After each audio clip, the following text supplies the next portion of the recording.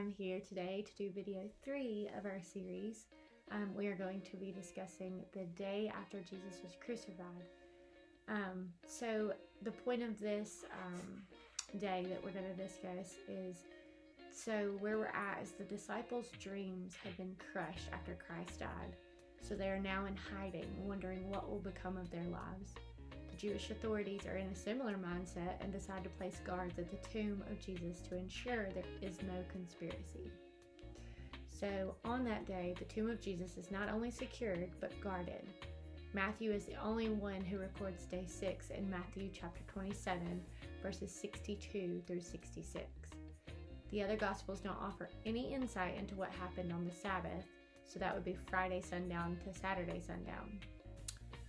So we know that the disciples ended up in hiding in fear behind locked doors. So this was recorded in John chapter 20, verse 19.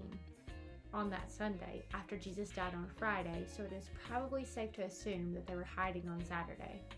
It's probable, based upon their discussion with Christ in the upper room, that they were still disillusioned about the entire thing. Jesus told them many times that he would die, but it's as though they refused to believe that. Now that he's dead, their true hopes for a messianic kingdom are shattered. Their king has died. Now what? For 3 years, they have been following him and doing everything he asked them to do. Now they are without hope and purpose. Have you ever been disillusioned by something or someone? You thought things were going to go one way, but instead, something else entirely happened and it shook your world. That's exactly what the disciples were going through. It's kind of like thinking we're always going to have our parents and then suddenly they're gone into eternity. It doesn't seem right. Or perhaps you're a parent who has lost a child and you feel like the parent is always supposed to go first, not the other way around, and the sudden loss of your child has brought on so much pain and confusion. The disciples were in a deep, dark, traumatic, and anxious state.